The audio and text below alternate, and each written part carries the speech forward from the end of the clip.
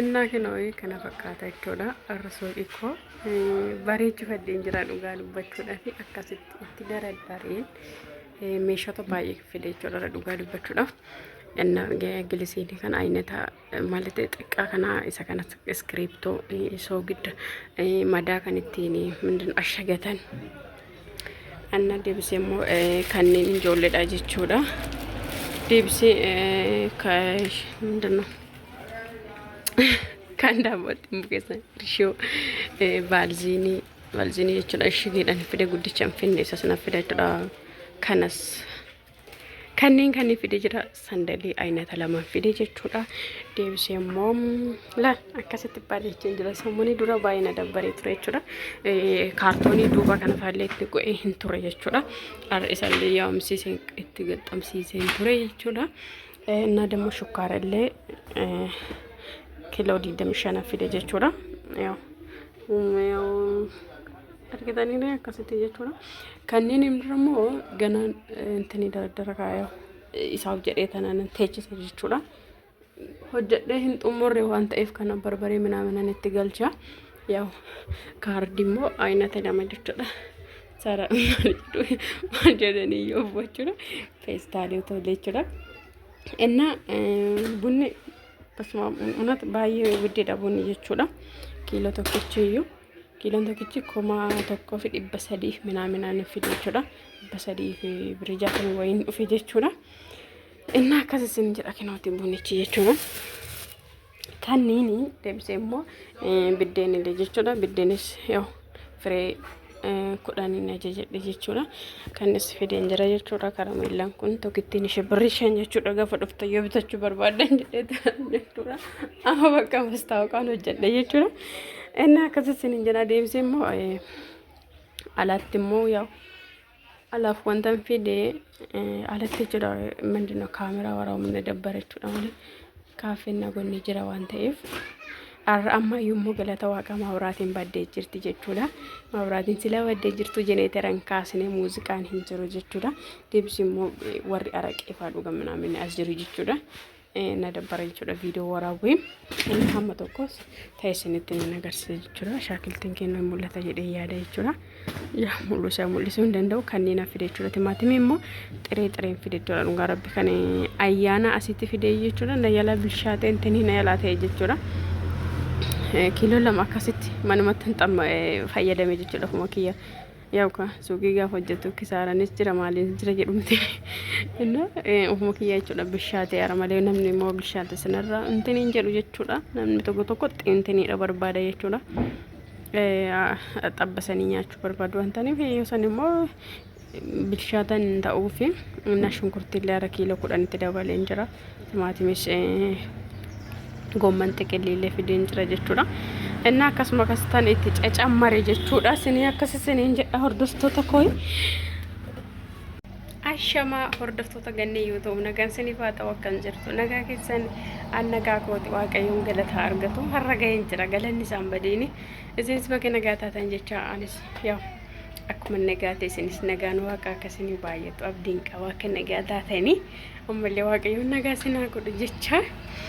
Innaa jechuudha har'a yaa akkuma baratame jechuudha waanuma hojii kiyya irratti kan waanuma tokko jira mitiree waanuma akkasiin dubbadhaani jechuudha. Waanuma hojii kiyya waanuma hojjetadhu jechuudha. Innaa akkas jechuudha barbaadeetan jechuudha. Har'a immoo maal qabattee dhuftee jechuu dandeessu. Yaa'u meeshaa dhugaa rabbi birrii baay'een fixe garuu dhugaa rabbi har'a meeshaa jechuudha gaashuu garuu ምንም በቃ inni namaan guutuu jechuudha dhugaa rabbi jechuudha. Birrii baastu baay'eedha birriin itti baastu jechuudha. Meeshaaf gashuun immoo yoo meeshaa gashitu immoo bakka xinnuma jechuudha. Maal akka ta'e garuu hin beeku jechuudha. Dhugaa rabbi suuqii bannuun birrii baay'ee nama gaafata waaqessaniin jedha. Birrii baay'ee nama gaafata obsa nama barbaachisa jechuudha. Maaliif amma inni birrii baay'een baase jechuudha. Akkaawuntii kiyyarraa jechuun fi kan jechuun kan gurguree yoo meeshaan galchee hundatti kan yeroo tokko hin gurguramu ni beektumtiire. Akkaawuntii irra illee jechuun kan ittis dabalaatiin kanuma gurguree fakkeenyaaf kan samoonii kana gurguree amma egaa suuqii gurguru jammareen guyyaa 3 maal akkasi. Akkasuma ta'e immoo gaafa sirriitti sin gurguramnetu jira isin galee innaa isaan walitti daddabalee bukkii irra illee xiqqoo ishiitti dabalee baasee jechuudha. Dhugaa harrabicha birrii meeqan baasee maaramii jechuudha. Inna sanummoo kan biddeenni tun kenniina ganaan kenna jechuudha. Ganaan galgala dhufee fudhata jechuudha safeedii wajjiniini. Inna yaw dhugaa rabbi birrii baay'ee intin jedhe jechuudha. Mindinoo kasalaa jedhee tanan peestaalii wandee jechuudha. Jechuun kasala madaabaraa guddaa nanidha jechuudha. Peestaaliidhaan hidheen gurgura jedhe.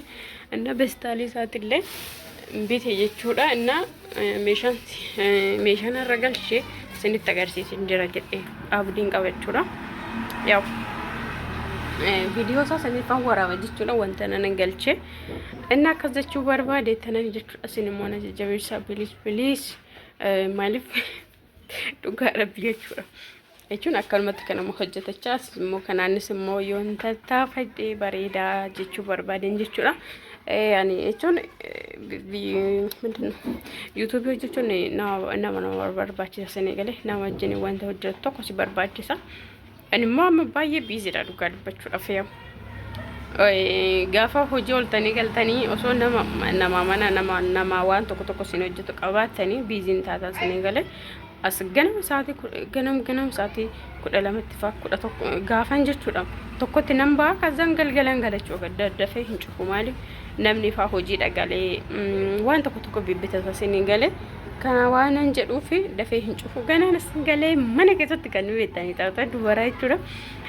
Kana wajjiniin immoo YouTube hojjechuun baay'ee ulfaata maaramis sin jira dhugaa waaqa dubbachuudhaaf osoo immoo namni jiraate sini galee nama wajjiniin baqa daqiiqaa 30 malee ta'u fudhattee nama wajjiniin wanta hojjetta nama sunis hin jiru waan ta'eef akkamatti tokko akka darbeettis ta'u arra hojjedhee boru oolchaa waan akkasiitiinis ta'u adadamanii meeshaa galchuu wantoota akkasii maaltu akka jechuun suuqii hojjetu maaltu akka deemu maal akkas waan an ofii kiyya arge waan an ofii kiyya madaalee ilaalee waanuma akkasii hojjedha jechuu barbaaden jechuudha.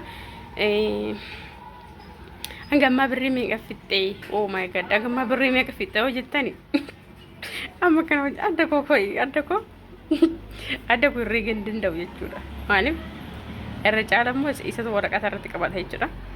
Isarra jechuudha waraqata inni irratti qabatee jira waan ta'eef waraqata sanirraa fuudhee irreegee maaliif isinitti nama guyyaa tokko jira bakka jechuun amma kanarra meeshaa yaa'u nan daddabala garuu addaduma gurguruu nan daddabala malee waan bunkiti irra jirtu xiqqoo takka naabe waan ta'eef baanki beetiin deemu lammata jechuudha. Maarami birrii xiqqoo takka naabe naga wannatti dhufnaan viidiyoo addaan kutachuudha.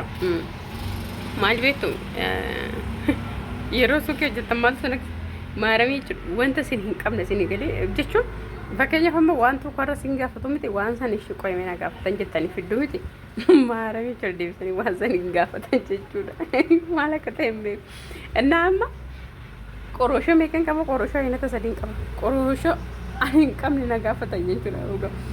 Maskitaa jechuudha xoor maskitaa nan qaba jechuudha. Isa xiqqaa isa guddaa jechuudha. Kan birrii 5 jira kan birrii 10 jira kan birrii 15 jira. Isa kana dhiisanii maal gaafatu kan biraan na gaafatu argitanii jechuudha. Innaa waan akkasii kana garuu immoo xiyaa hundumaa fedhii isaanii guutuu hin dandeessisee galee amma yoo babbaratanitti jedhanitti rakkisaadha jechuu barbaade tananii jechuudha. Baay'een keenya gaafa biyya ormaa hojjanne jennu waan tokko biqilanii alaama qabna jechuudha. Isin galee tokko hojii mataa keenya banachuu lammata immoo bakka waan hojjennu tokko waamaaf xaarra biyya ormaatti malee sim jenneeti miti kan gubannu jechuu barbaadetiin baay'ee ana maal tigistiin qaban ture garuu tigistii godhachaan ture jira jechuudha. Yeroo tokko namni mana madaamni ture tigistii godhata jechuu barbaadetanii nama amma xoorii sannaan jedhan kana amma doon fidee boru deebanii nan gaafatanii inna waan akkasiitu jira sanii galee inna akkas jechuu barbaadetiin yoo maal jettu galata waaqayyo inni hir'uu namaa guutuu waaqayyoon immoo akka bakka shamaan qaamammaa Gabrieliin jechuudha. Akkuma kanatti yoo adaduma jala gurguruun deddeebisee fida jechuudha. Adaduma gurguruun nan gurgura deebisee waan biraa fida jechuudha. Galata waaqayyoon galata argatu kanuma qaburratti yoo galateeffatanidha. Anna asirratti immoo kanneen irratti immoo jechuudha barbaree shiroo intini yoon gartee jechuudha. minaan nyaata marqaadha kan ta'u ajjaa minaamin jiraamti ajjaa qaba garuu kan hin daakkamne kan daakkamaa isaa yoon kan inni asirratti galche bakka allaqe qoraan illee nan buusaa harrii takka illee ataatu buusitanan hidhee gurgura jechuudha. Innaa kanas taniin jedha guyyaa tokko immoo yoo tanii ta'e isarraa waraqata fuudhee geessinitti muuzii na gaafatan jechuudha. Dhugaa rabbi muuzii jechuudha. Qaatana jajjadhinaa fiduu dandeetta. Inna kalee har'a naan jedhan har'a immoo gaafa nan borfinna naan jedhan jechuudha. Inna muuziin hin jiru naan jedhan jechuudha. Maaliif alatti shaakiltee arganiitu muuziin akkamitti dhabameedha amma jechuudha. Innaa mommoyni akka fichisiisuun beeku dhugaa rabbi jechuudha. Yeroo tokkoof ciwanni martuu yoo muuzii kana qaatan ture dhugaa rabbi kan ajjechiisiise jechuudha. Ganamallee dawwaleen gaafadhe jechuudha. Mucaadannaa fi jennaan har'an fidu boruun fidanaan jedhe kalee immoo boruusii fidanaan jedhe. Har'a immoo boruusii fidanaan jedhe boru immoo kaiftaanatti fidanaan jedha. Inni akkas isiniin jedha kana fakkaata isiniin jedha hordoftoota kooyi waaqayyoon isinis immoo jechuudha yaada keessaan waan yaaddan isiniif haa guutu jabaadhaa nagaadhanii waaqayyoon biyya keessanitti sinaa galchuu kan wal agarrummoo nagaadhaan ija nagaadhaan wal nu agarsiisu isiniin jedha yoo taaskii naa gafaltan immoo hawaa qabadde isiniin eegu boolitti qabadde isiniin taqabbala jechuu barbaadeen jechuudha. Taaskii yoo kafaltan birrii asii malatee asii bakkeen jiru ammaachi birrii dhibba faa ta'a yookaan dhibba lama faa ta'udha. Kanaafaa yoo naa kafaltan feesin taqabbala jechuudha. Warri jaalallee keessa sin taqabbalu ani sin taqabbalu isinii wayya jechuu barbaadetan jechuudha. Innaa kana fakkaata waan hojjettootni guddaa galatooma isin jedha na jajjabeessuu keessanii galatooma ammallee akkasumas na wajjin naa ta'u jabaadhunaa jechuu keessanii anis immoo na jajjabaadhanuudha jechuun yeroo isin bakka akkasitti jabaadhunaa jettan kana maarame yeroo biizii ta'uyyuu bakka fedhii viidiyoo hojjechuun na keessa jiraata jechuudha. Silaammoo viidiyoon keenya lama jiru nama 35 haa taatu maal godhan waaqayyoon galataa argatu jechuudha. Ati Itoophiyaa keessatti yeroo kam saayintiin akka taatu beektu akka guddattu yookaan yoo nama arrabsite yookaan waan hin taane gaafa hojjetteedha maarame jechuudha. Gaafa waan hin taane hojjette odoorame jechuudha. Gabbayituma kaameraa kee daqqanadhe jechuudha. Tokkuma bakka namatti yiitoo kanarraa nama beekamtii qabu osoo gadi bahee mul'icci godhee arrabseef. Subscribing kiyyamu maal kiyyamu way dhiise kamaarame isin jira sa'aatiin 8 tunu dafteenna tonti dhugaa rabbi jechuudha akkas jechuudha biyya keenyatti jechuudha. Inna gaafa nama arrabsite gaafa waan hin taane hojjette jechuudha waan akkasiiti ati kan hin taneeyyetu. Inna hordoftoota kooyya maarame viidiyoo turuma tureen hojjechaa kiristoosiin jechuudha. Jiruudhaan akka gabaaniin dhufaa yookaan immoo waa'ee sisirreessa jechuudha. Inna turee amma isaati tokkoon boodan itti deebi'aa jira jechuudha. Inna kaardii fidanii yaalaa dhumateera. Kaardii kalee buufadheen ture. Abbaa 50 fi abbaa 5 hin qabne yaalaa dhumateera jechuudha. Isa deeganan asuma dhaabbadhee gadheen buufadha.